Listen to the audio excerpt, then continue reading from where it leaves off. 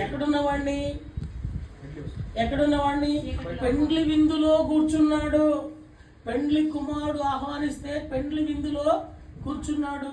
ఆ విందుకు ఆహ్వానించిన వాడు వచ్చిన వాళ్ళందరినీ పలకరించుకుంటా వెళతా ఉన్నాడు. ఆ దినాల్లో యూదుల సాంప్రదాయం ఏంటంటే పెండ్లికి ఎవరికైనా ఆహ్వానిస్తే భోజనపు పంక్తిలో కూర్చోవడానికి పంపించేటప్పుడు వాళ్ళకి పై వస్త్రం ఇచ్చి పంపిస్తారు.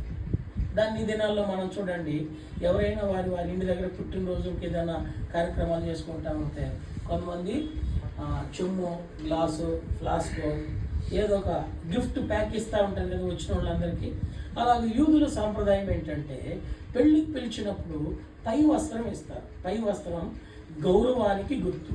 పూర్వము గ్రామాల్లో ఆ గ్రామ పెద్దలైన వారు, మంచి మర్యాద తెలిసిన వారు భుజం మీద ఏముంటుందండి? పై వస్త్రం.